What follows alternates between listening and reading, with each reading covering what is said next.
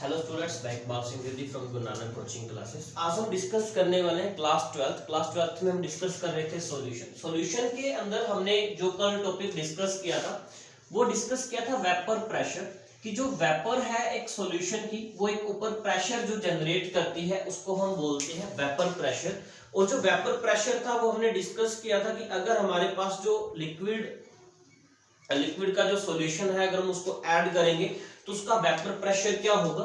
Liquid solution को जब हम ऐड करेंगे तो उसका जो वेपर प्रेशर है वो रोल्स लॉ के अकॉर्डिंग हमने डिस्कस किया था कि उसका जो प्रेशर है वो क्या होगा, वो सभी का जो सम हो जाएगा। जैसे उसकी जो हमने वैल्यू निकाली थी पी टोटल की, तो पी टोटल हमारे पास आया था P nought one plus P nought two x2। इस तरीके से हमारे P nought two minus P nought one, इस तरीके से हमारे पास एक वैल्यू आई थी रोल्स लॉ की। ठीक है, अब ये जो रोल्स लॉ है ये बता रहा है कि जो हमारे पास सॉल्यूशन है, लिक्विड का सॉल्यूशन हमने ऐड किया, सोल्यूट और सोलवेंट जब हमने उसके अंदर मिक्स किए तो वो जो सोल्यूट और सोलवेंट है वो ऊपर की तरफ प्रेशर लगा रहे हैं जिसको हम वेपर प्रेशर बोलते हैं। उस वेपर प्रेशर को अगर हम एक इक्वेशन के अंदर लिखेंगे तो इस तरीके से इसकी इक्वेशन जो है ये आएगी। अब ये वेपर प्रेशर जो है ये रिप्रेजेंट क्या कर रहा है, रोल्स लॉ है ये रिप्रेजेंट क्या कर रहा है, रोल्स लॉ ये रिप्रेजेंट कर रहा है कि किसी भी वेपर का जो प्रेशर है वो वेपर का प्रेशर डिपेंड करता है उसके मोल फ्रैक्शन के। और मोल फ्रैक्शन किसका, या नंबर ऑफ मोल किसके, किसी भी एक कंपोनेंट के। देखो x2 पर भी कर सकता है और ये x1 पर भी। बुक के according total vapour pressure over the solution can be related to mole fraction of any one component. किसी भी एक कंपोनेंट का आप यहां पर x1 को लेकर भी वैल्यू कैलकुलेट कर सकते हैं और x2 को लेकर भी कैलकुलेट कर सकते हैं। तो ये डिपेंड करता है x1 और x2, मतलब मोल फ्रैक्शन सोल्यूट का हो या मोल फ्रैक्शन सोलवेंट का हो। तो उसके अकॉर्डिंग हमने एक ग्राफ बनाया। ये हमारे पास एक ग्राफ है, इस ग्राफ के अंदर हमने दो चीजें ली, mole fraction of solute, mole fraction of solvent, XA XB XB XA। तो ये हमारे पास पार्शियल जो प्रेशर जो है जो लग रहा है वेपर प्रेशर के कारण। तो ये जो ग्राफ है कुछ इस तरीके से रिप्रेजेंट हो रहा है। और ये मान लो हमारे पास है P nought one P nought two, और ऊपर जब जा रहे हैं तो ये आ रहा है हमारे पास P total P nought one plus P nought two. तो ये जो ग्राफ है ये रिप्रेजेंट कर रहा है कि हमारे पास जो वेपर प्रेशर आ रहा है वो वेपर प्रेशर डिपेंड कर रहा है किसी भी मोल फ्रैक्शन के एक कंपोनेंट पर। ठीक है, जैसे यहां पर देखो XA जो है, XA बिल्कुल स्टार्टिंग के अंदर गया तो इसकी वैल्यू 0, XB मतलब ऊपर जा रहा है तो इसकी वैल्यू 1 होगी। अब यहां पर वही XB क्या हो गया 0, XA ऊपर जा रहा है तो इसकी वैल्यू क्या होगी 1। किसी भी एक कंपोनेंट पर डिपेंड कर रहा है कि मोल फ्रैक्शन जो है उसमें दो चीजें आ रही है, सोल्यूट आ रहा है, सोलवेंट आ रहा है। ठीक है, mole of solute, mole of solvent. तो इन्हीं चीजों पर डिपेंड करेगा वेपर प्रेशर की हमारे पास जो सॉल्यूशन है उसके अंदर हमने जो सोल्यूट ऐड किया उसके नंबर ऑफ मोल्स या उसकी क्वालिटीज क्या है, प्रॉपर्टीज क्या है, जो हमने सोलवेंट ऐड किया उसके नंबर ऑफ मोल्स या उसका जो प्रेशर लग रहा है वेपर का उसके ऊपर डिपेंड करता है मोल फ्रैक्शन। उसके बाद ये कह रहे हैं कि अगर हम मोल फ्रैक्शन को गैसियस कंटेंट के अंदर ले, ठीक है, the composition of vapour phase in equilibrium with the solution is determined by partial vapour pressure component y1 and y2 mole fraction of. उस कंडीशन में क्या होगा, अगर गैसेस की फॉर्म में ले तो जो P1 है वो किसके इक्वल हो जाएगा, y1 के इक्वल हो जाएगा। ठीक है, और जो P2 है वो किसके इक्वल हो जाएगा, y2 के इक्वल हो जाएगा। y2 ये भी P टोटल हो गया और ये भी क्या हो गया P टोटल। ये कंडीशन कब आएगी, जब हमारा जो सॉल्यूशन है वो इक्विलिब्रियम के अंदर, मतलब जो सोल्यूट और सोलवेंट जो है वो एक एक्सेस लेवल तक उन्होंने जो प्रेशर है वो जनरेट कर दिया। अब उन दोनों के बीच में क्या आ गई, इक्विलिब्रियम फेज आ गई। तो अब ये कंडीशन जो है वो जनरेट हो जाएगी। अब यहाँ पर आपको चलो ये लो तो आप डिस्कस कर लोगे, लेकिन मेनली हमें प्रॉब्लम आती है न्यूमेरिकल्स जो है वो सोल्व करने के लिए। तो इसका न्यूमेरिकल जो है वो हम कैसे सोल्व करेंगे अभी हम डिस्कस करते हैं, इसको पढ़ा रहने दो। क्वेश्चन है vapour pressure of chloroform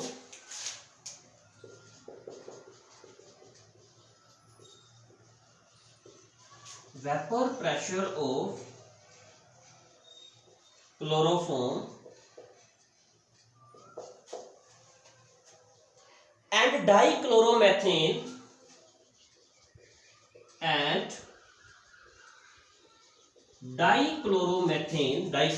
meaning CH2Cl2 at 298 Kelvin are 200 mmHg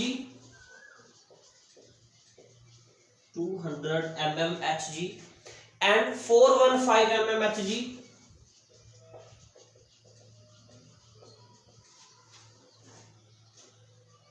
respectively. तो हमारे पास ये गिवन वैल्यू है। फिर टू पार्ट्स है। Calculate the vapour pressure of the solution, calculate the vapour pressure of the solution prepared by mixing prepared by mixing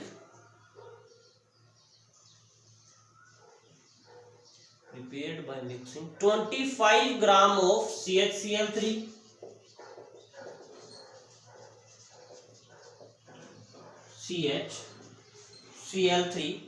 and 40 gram of CH2Cl2 at 290 Kelvin। Second part इसका है mole fractions of each component in vapour phase, mole fraction of each component in vapour phase. जब बात आ जाए vapour phase की तो each component के vapour phase मतलब इक्विलिब्रियम आपको वेपर फेज के अंदर कैलकुलेट करने हैं। तो फर्स्टली हमें क्या कैलकुलेट करना है, वेपर प्रेशर कैलकुलेट करना है सॉल्यूशन का। सॉल्यूशन का मतलब पी टोटल। अब सॉल्यूशन का वेपर प्रेशर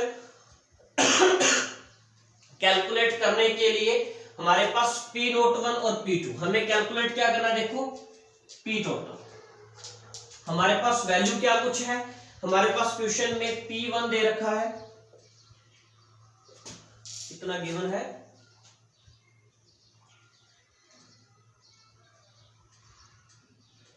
P1 है 200 mmHg,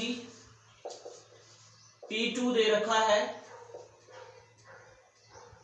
415 mmHg। Calculate the vapour pressure of solution prepared by, और CHCl3 का जो मास है वो दे रखा है 25.5 ग्राम और CH2Cl2 का जो मास है वो दे रखा है हमें 40 ग्राम। 25.5 इज देयर, हाँ जी, तो 40 ग्राम दे रखे। तो ये हमारे पास टोटल वैल्यू है, हमें कैलकुलेट करना है वेपर प्रेशर। तो टोटल प्रेशर के लिए P01 P02 हमारे पास गिवन है, लेकिन हमारे पास मोल फ्रैक्शन गिवन नहीं है। तो मोल फ्रैक्शन हमें निकालना पड़ेगा X2 का। तो X2 का मोल फ्रैक्शन निकालने के लिए हमें नंबर ऑफ मोल निकालने पड़ेंगे। तो फर्स्टली हम क्या करते हैं, calculate the number of moles.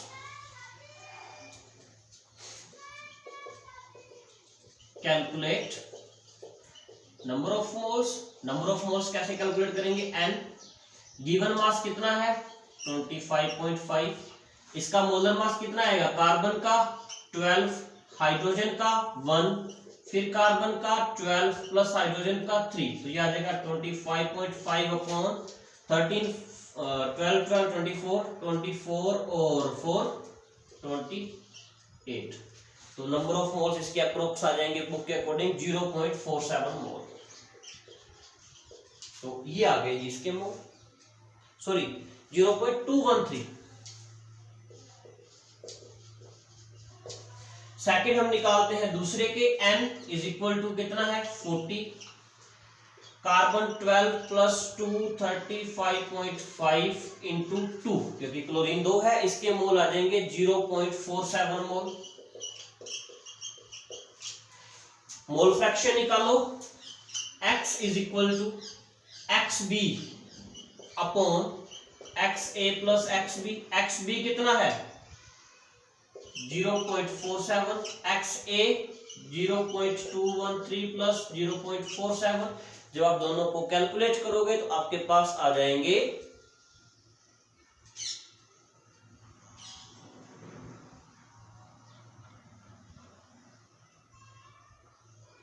3.12।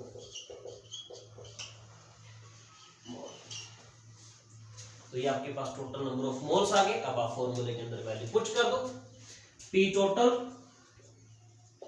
P nought 1 कितना है 200 प्लस पी नोट 2 कितना है 415 माइनस 200 इंटू 0.312। इस तरीके से आप कैलकुलेट कर सकते हो पी टोटल, जो हमारे पास वेपर प्रेशर टोटल जो सॉल्यूशन है उसका वेपर प्रेशर हमारे पास आ जाएगा। इस तरीके से आप जो वेपर प्रेशर है वो कैलकुलेट कर सकते हैं।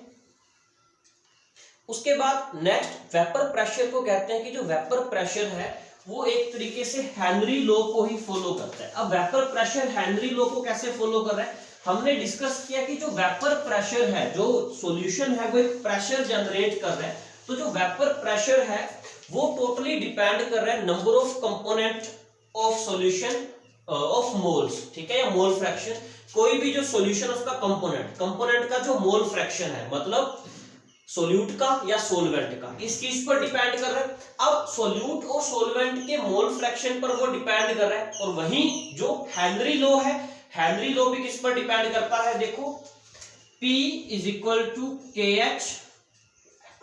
तो जो हेनरी लॉ है वो भी मोल फ्रैक्शन पर डिपेंड कर रहा है। वहीं जो हमारे पास रोल्स लॉ आ रहा है वो भी किसको फॉलो कर रहा है, रोल्स लॉ को ही फॉलो कर रहा है। तो जो रोल्स लॉ है वो एक स्पेशल केस है हेनरी लॉ का, तो आप इसको लिख सकते हैं।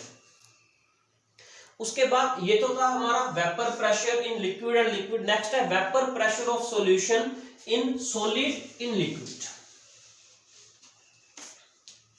Vapour pressure of solution in solid liquid solution. कल हमने जो डिस्कस किया था वो लिक्विड सॉल्यूशन था। अब यहां पर आ गया सॉलिड लिक्विड सॉल्यूशन। अब सॉलिड लिक्विड सॉल्यूशन आने के कारण क्या हो गया, हमारे पास जो सोल्यूट है वो सॉलिड हो गया, जो सोलवेंट है वो क्या हो गया, लिक्विड हो गया। अब जो सोल्यूट है वो सॉलिड है और जो सॉलिड है ये क्या हो गया, नॉन वोलेटाइल। मतलब ये तो वोलेटाइल मतलब इवेपोरेट हो ही नहीं सकता, प्रेशर कैसे लगाएगा। नेक्स्ट जो सोलवेंट है वो लिक्विड है और लिक्विड क्या हो गया, वोलेटाइल। मतलब अब यहां पर जो सोलवेंट है वो अपनी वेपर के ऊपर प्रेशर लगा रहा है, जिसको हम वेपर प्रेशर से कैलकुलेट करेंगे। तो यहां पर अगर हमें वेपर प्रेशर जो है according to Henry law calculate करना है, तो यहां पर हमारा जो सॉल्यूशन है वो एक नॉन वोलेटाइल सॉल्यूशन है, क्योंकि यहां पर जो सॉलिड है वो वेपर प्रेशर जो है वो जनरेट नहीं करेगा। यहां पर जो वेपर प्रेशर आएगा वो सिर्फ और सिर्फ सॉल्वेंट के कारण आएगा। तो यहां पर हम इसका निकालो, देखो सॉल्वेंट P1 किसके डायरेक्टली प्रोपोर्शनल हो जाएगा, X1। तो P1 किसके इक्वल हो जाएगा, P01 X1। और ये जो कंडीशन है ये नॉन वोलेटाइल सॉल्यूट के लिए ये जो कंडीशन है वो लागू होती है। ऐसा मतलब सॉल्यूशन जिसमें एक जो सॉल्यूट है वो सॉलिड स्टेट के अंदर है और जो हमारा नेक्स्ट सोलवेंट है वो हमारा लिक्विड स्टेट के अंदर है। तो जो सोलवेंट है वो लिक्विड है, वो तो प्रेशर जनरेट करेगा ही करेगा और दूसरा प्रेशर जनरेट नहीं करेगा। अब वेपर प्रेशर तो हमने डिस्कस कर लिया कि लिक्विड के अंदर, सॉलिड लिक्विड के अंदर वेपर प्रेशर कैसे रहेगा। नेक्स्ट हम डिस्कस करते हैं जो सॉल्यूशन बनेंगे वो दो तरीके के होंगे, एक होगा आइडियल सॉल्यूशन और दूसरा होगा नॉन आइडियल सॉल्यूशन। अब what is the difference between ideal solution and non ideal solution. देखो ऐसा सॉल्यूशन जो ओबे कर रहा है, किसको ओबे कर रहा है, रोल्स लॉ को, वो आइडियल सॉल्यूशन है। ऐसा सॉल्यूशन जो डू नॉट ओबे, जो ओबे नहीं कर रहा, किसको ओबे नहीं कर रहा, रोल्स लॉ को, वो क्या है, नॉन आइडियल सॉल्यूशन।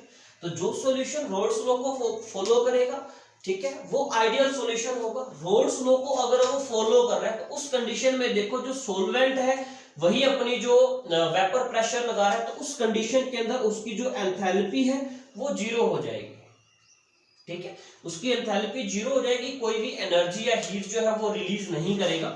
वहीं जो नॉन आइडियल सॉल्यूशन है वो रोल्स लॉ को फॉलो नहीं कर रहा, रोल्स लॉ को फॉलो नहीं कर रहा, तो वो रिप्रेजेंट करेगा नॉन आइडियल सॉल्यूशन। अब ये जो नॉन आइडियल सॉल्यूशन है ये रिप्रेजेंट करेगा बेटा देखो दो तरीके की डेविएशन। दो तरीके की डेविएशन का मीनिंग, एक ये शो करेगा पॉजिटिव डेविएशन, सेकंड ये शो करेगा नेगेटिव डेविएशन। पॉजिटिव डेविएशन और नेगेटिव डेविएशन का मीनिंग क्या है? पॉजिटिव डेविएशन का मतलब है मोर वेपर प्रेशर और नेगेटिव का मतलब है लेस वेपर प्रेशर। मतलब हमने जो एक ग्राफ ड्रॉ किया था सोल्यूट और इस तरीके से X A X B X A P nought 1 P nought 2। अब देखिए ये हमारा रोल्स लॉ था। अगर रोल्स लॉ के अंदर जो वेपर प्रेशर है वो हाई है, वेपर प्रेशर नॉर्मल से क्या है हाई है, क्योंकि वो रोल्स लॉ को तो फॉलो नहीं कर रहा, उस कंडीशन में होगी पॉजिटिव डेविएशन। और अगर हमारा जो रोल्स लॉ का वेपर प्रेशर है वो नॉर्मल वेपर प्रेशर से लो वेपर प्रेशर होगा, तो उस कंडीशन में वो रिप्रेजेंट करेगा हमारी negative deviation. To types of जो डेविएशन है वो शो होती है आइडियल और नॉन आइडियल सॉल्यूशन के अंदर। उसके बाद नेक्स्ट एक आता है एजियोट्रोपिक सॉल्यूशन।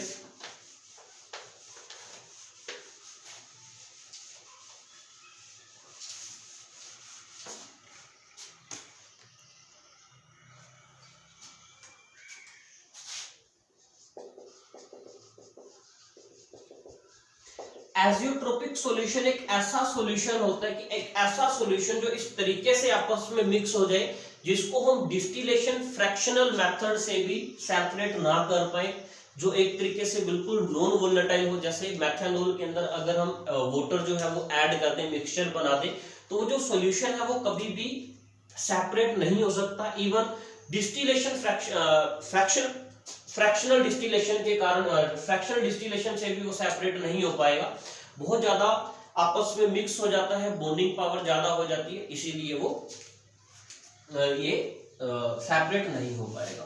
तो यहां तक हमने डिस्कस कर लिया सॉल्यूशन के अंदर हेनरी लॉ के बाद हमने रोल्स लॉ डिस्कस कर लिया। अब रोल्स लॉ के कारण एक्चुअली क्या होता है, मैंने बोला पॉजिटिव और negative two types of deviation आ रही है ना। पॉजिटिव डेविएशन कब आ रही है? जब हमारा वेपर प्रेशर जो है वो हाई है। नेगेटिव डेविएशन कब आ रही है? जब हमारा जो वेपर प्रेशर है वो लो है नॉर्मल वेपर प्रेशर से। उस कंडीशन में क्या होता है, जैसे देखो ए बी से ए बी बन रहा है, ठीक है, तो जो ए बी का अगर फोर्स है आपस में कम होगा तो जो वेपर प्रेशर है वो ज्यादा होगी। ए बी का फोर्स ज्यादा होगा तो वेपर प्रेशर क्या होगी, कम होगी, जिसके कारण पॉजिटिव और नेगेटिव जो डेविएशंस है वो शो होती है। उसके बाद बिल्कुल हम चलते हैं इसके लास्ट टॉपिक पर। तो लास्ट टॉपिक में हम डिस्कस करते हैं कोलिगेटिव प्रॉपर्टीज।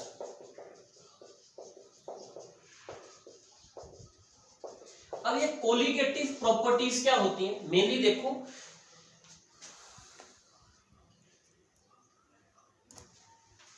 जो सॉल्यूशन बनता है सोल्यूट और सोलवेंट से।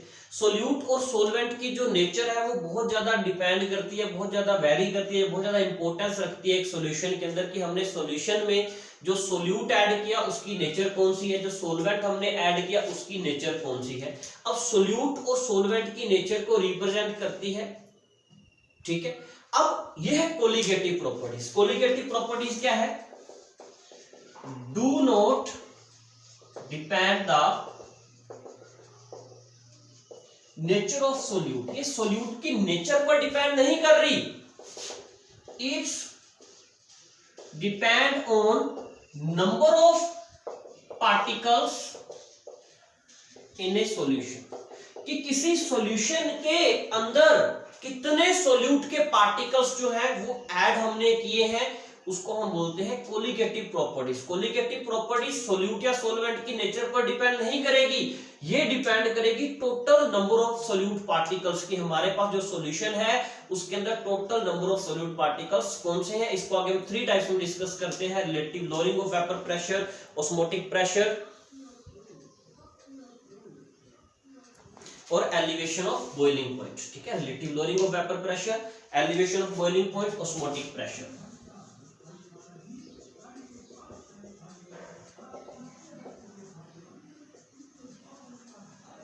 relative lowering of pressure, second है elevation of boiling point, third है ऑस्मोटिक प्रेशर। अब इन 3 टाइप से हम डिस्कस करेंगे, तो ये हम डिस्कस करेंगे कल, क्योंकि ये सभी एक साथ ही हम डिस्कस करेंगे, थोड़ा सा लेंथी बन जाता है, और कल हमारा चैप्टर हो जाएगा, और कोशिश करेंगे इन तो परसों ये चैप्टर हो जाएगा हमारा फिनिश। तब तक के लिए थैंक यू।